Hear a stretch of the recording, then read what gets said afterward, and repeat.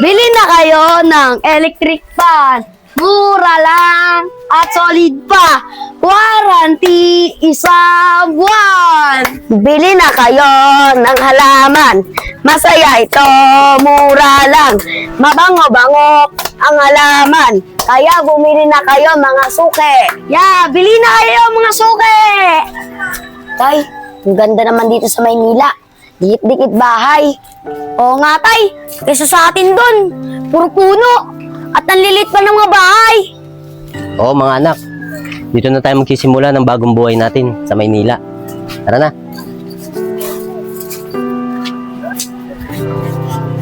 Oo nga pala, Randy. Ito yung bahay na pinaparap mo sa akin. Ito ay nakayaan mo ng pera mo na pinadala mo sa akin. Siguro, Randy, pagtyagaan mo na to. Mahal kasi yung upahan sa Maynila eh. Okay lang po sa amin yan, Kuya Lando. Sa probinsya nga po namin, mas maliit pa nga po dyan eh. Ang mahalaga po, may matutulugan po kami dito sa Maynila. Oo nga pala, Randy. Walang bukid dito at sakahan. Ano magiging buhay mo dito ngayon sa Maynila, Randy? Bahala na po, Kuya Lando. Meron pa naman po akong natirang pera dito sa pinagbentahan po sa Kalabaw. Siguro, mag-iisip na lang po ako kung anong magandang negosyo. Ganun ba, Randy? O sige na, Randy. Alam ko naman pagod na pagod sa biyahe. Oo nga pala, Randy. Pag kailangan mo lang ako, pagtayo mo sa mga bata niyan, saan ako natira? O sige na, Randy. Alis na ako. Sige, Kuya Lando. Maraming salamat po. Tara na mga anak.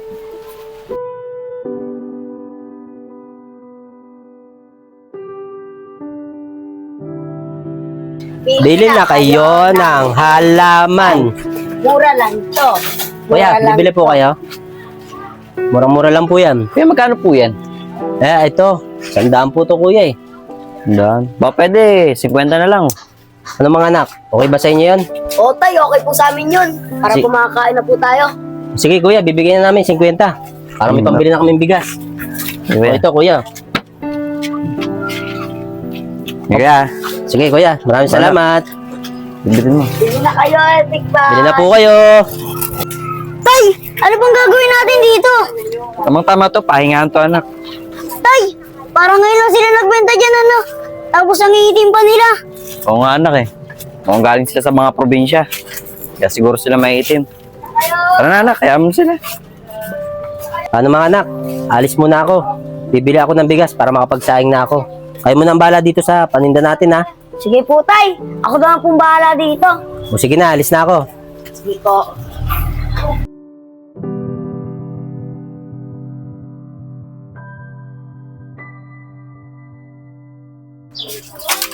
Uy, Jackie, tignan mo yun, oh. Mukhang bago lang sila dito.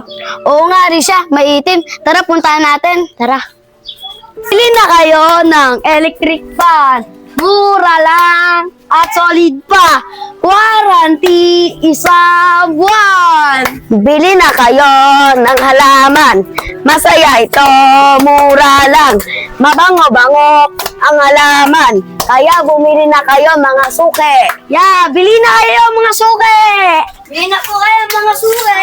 Kita mo, tumatawa pa sila parang mga taga-bundok. Oo nga, Iris, nakakatawa. Tara, punta natin. Tara. Oh, mga bata, bili na kayo mga halaman.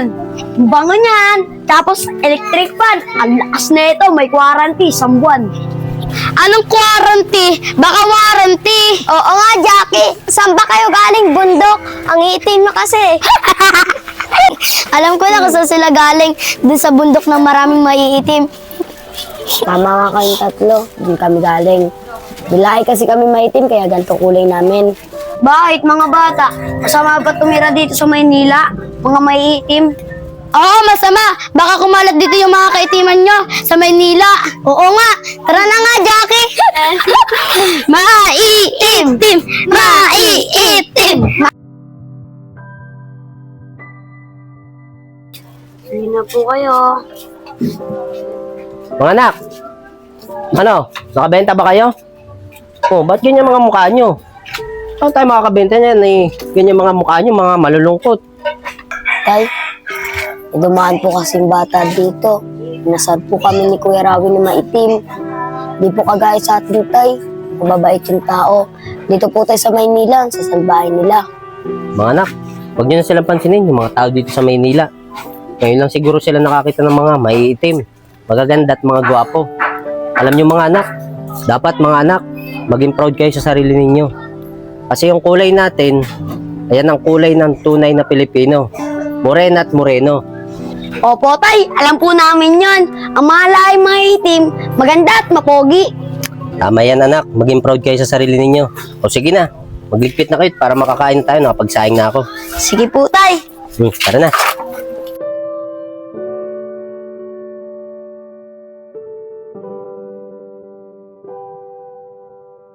Mga anak, Si Paring matumal Randy. nang bumibili. Pare Randy!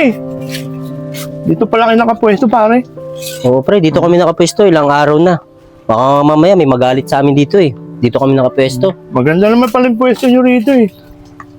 May sasabihin sana ako sa'yo, pare. Oo na naman yun pre. Galing ako kanina sa bahay nyo. Bala ko sana mangiram sa'yo kahit isang dap. Pamamasahe ko lang. Pag nagkapera ako, babalik ko rin kagad. O ganun ba pre? Oo. Walang-wala lang talaga ako ngayon. Gipit ako eh. May isang pa ako dito pre. Oo, Sige malaking bagay na ito, pare. Basta pag nagkapera kagad ako, babalik ko kagad. Sige pre. Sige. Ingat, ingat. Tay, ba't ganun, tay? Wala na nga tayong pera. Pinahiram mo pa. Oo nga, tay. Matumal na nga po. Pinahiram niyo pa po yung pera natin. Paano na po tayo kakain natin yan? Mayroon pa naman po magkabenta. Yan yun na anak. Mukha kasing kailangan ni paring Barok ng pera eh. Yan nyo. Baka mamaya makabenta tayo. Sige na, ayusin nyo na yung mga paninda natin. Milos na kayo. Oh, bili na kayo electric pan. Bili na po kaya laman. Bili na po kayo electric pan. Oy! Sino nagpahintulot sa'yo pumwesto kayo dyan? Sa kailang araw na ka nakapwesto dyan? Kuya, halos 1 linggo na po kami nakapwesto dito eh. Saka po, wala naman po sumisita dito sa amin. Kahit nga po yung tapat ng tindahan namin, hindi po kami sinisita. Sino po ba kayo kuya? Ako, tinatanong mo kung sino ako. Ako lang naman ang nagpapapwesto rito. Yung pinupwesto mong yan, maniningil ako, magbabayad ka. Babayaran mo ako ng 50 pesos kada isang araw. Oo nga pala, nasabi mo sa akin, 1 linggo ka na nakapwesto rito. Total, 1 linggo ka na nakapwesto rito, bayaran mo rin yun ha. O magbabayad ba kayo o hindi kayo magbabayad? Kung hindi kayo magbabayad, magsialis kayo dyan sa pwesto na yan. Kuya, baka po, isang araw lang muna po may bibigay ko. Ito lang po may bibigay ko, 50 pesos lang po. Yan lang ibibigay mo sa akin, 50 pesos? Kaya nakapwesto ka na 1 linggo dyan. Kuya, makikiusap po sana ako sa inyo eh. Kaya nyo po, kung kulang naman po, hulog-hulugan ko na lang po pag nakabenta na po kami. O sige, akin na nga yan. Sige, tatanggapin ko to 50 to ha. Pero bukas siguraduhin mo, magbibigay ka pa sa akin ha. Opo kuya, maraming salamat po. O sige. Rawi, halika nga muna rito, tutusan kita. Rawi, bumili ka nga muna ng bigas dun, saka tuyo. Baka tuyo muna may ulam natin. Kasi kahapon, matumal eh. Wala masyado benta. Kaya alam mo naman anak, kailangan natin pagkasahin tong 100 na to. Kuya Randy, salamat at naabutan kita dito. O bakit Michelle? Kuya Randy, yung anak ko kasi nagugutom na. Baka pwede akong makahiram ng 150, wala pa kasi yung asawa ko. 150? Kaso 100 tong pera ko eh. O sige, paperang ko muna sa iyo. Oh, Kuya Randy, maraming salamat at pinahiram mo ako. Ayahan mo, babayaran ko pagkarating ng asawa ko. ako Michelle, huwag mo muna isipin yun, nababayaran ako. Ang isipin mo muna, mapakain mo yung anak mo. Sige na, pakainin mo na yung anak mo. Salamat Kuya Randy O, sige. Tay, bakit ganun? Pangkain po natin yun. Bakit binigay mo pa? Tay, ano nakakainin natin yan? Anak, naawa kasi ako kay Michelle eh. Yung anak niya hindi pa kumakain, kaya binigyan ko muna. Ganito na lang anak, siguro magtinda na lang ulit tayo. Isingin mo na yung kapatid mo para makapagtinda na ulit tayo, para may makain tayo. Bala nga kayo dyan, tay.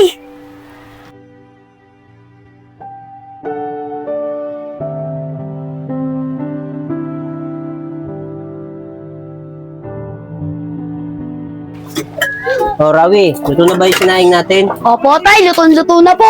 O sige, ako bibili mo na ng ulam natin para makakain na rin tayo. Sige po, tay. O, sige, alis na ako ha. Ingat po, tay. Kuya, nagugutom na po ako. Tiisin mo lang yung Curie. Punta tayo kay Randy. Manghiram tayo ng pera. Saan nandun siya? Randy, buti po naabutan po namin kayo. Utoy, bakit? Randy, Nagutom na po kasi kapatid ko eh. Kasi wala pa po si nanay at si tatay. Baka pwede po ako makairam ng pera. Kasi po, hindi pa po kami kumakain. Ganun ba, Toy? Hindi pa kayo kumakain. Anong oras na? Ang hali na. O, sige, sige. Hiramin ko muna kayo, para may makain yung kapatid mo. Kuya, makakakain na rin tayo. Kuya Randy, maraming salamat po Kuya Randy, maraming salamat po dito Makakain na rin po kami. Tsaka po, pag dumating po si tatay, babayaran ko rin po to. Ako, Toy, huwag mo nang isipin mabayaran ako. Ang isipin mo, makakain tong kapatid mo. Ay, mukhang gutom na tong kapatid mo. Sige na, pakainin mo na yung kapatid mo. Kuya Randy, maraming salamat po dito O, sige. Tay, nagpairam na naman po kayo ng pera. Eh wala na nga po tayong pera eh. Ano po kakain natin? Oo nga po, Tay. Lagi niyong ginagawa yan. Inuunan niyo yung iba kaysa sa amin. Tay, paano na yan? Wala na tayong kakainin. Oo nga, Tay. Ang lit na nga ng kinikita natin. Papamigay nyo pa. Anong kakainin natin neto? Mga anak, hindi ko rin kasi matiis na hindi tumulong sa mga tao eh. Lalong-lalo na't nangangailangan sila. Kaya pag may humingi ng tulong, binibigyan ko agad. Kaya anak, pagpasensyaan niyo na ako. Ganito na lang anak. Siguro gagawa na lang ako ng paraan. May paninda pa naman dyan. Ako na lang siguro magtitinda, mag-isa. Sige na anak, alis na ako. Pasensya na talaga kayo ha. Sige, antayin niyo na lang ako sa bahay. Pagbalik ko naman, nagdala na akong pagkain. Sige, Tay, bahala kayo. Sige na, alis na ako.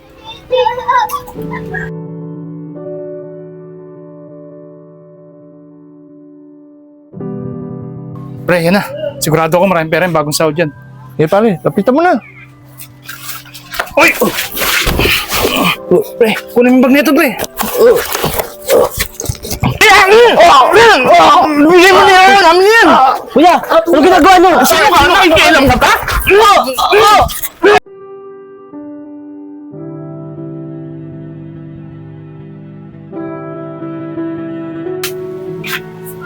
Tay, nandito na po kami.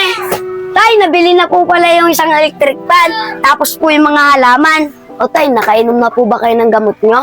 Ganun ba mga anak? Sabi, nakabenta ka pala. Rosalie. Oo, nakainom na ako ng gamot ko. Kakainom ko lang. Rosalie, maupo nga muna kayo rito. Kakausapin ko kayo. Tama nga kayo. Masama rin pala ang matulungin sa ibang tao. Di mo pala alam, ayun pala ipapahamak mo. Masama pala yung sobrang bait mo sa ibang tao. Na dapat sa atin na lang, binibigay ko pa sa iba. Alam ko, malaki ang pagkukulang ko sa inyo. Kasi nuuna ko sila. Kaya sana mga anak, napatawad niyo ako. Tay, hindi naman po masama tumulong eh. Basta lang po, Tay. Wag lang pong sobra. Oo nga po, Tay. Kung meron lang tayo, itutulong naman po tayo sa kanila. Maraming salamat sa inyo mga anak at naintindihan niyo ako. At isa pa ako may natutunan. Huwag kang tutulong, lalo na't hindi mo kaya. Kung sige na mga anak, mag-ain na kayo. Alam ko naman, pagod na pagod kayo. Sige po, Tay. Maghahanda na po ako ng kakainin natin. Sige Tara na. na, Kuya.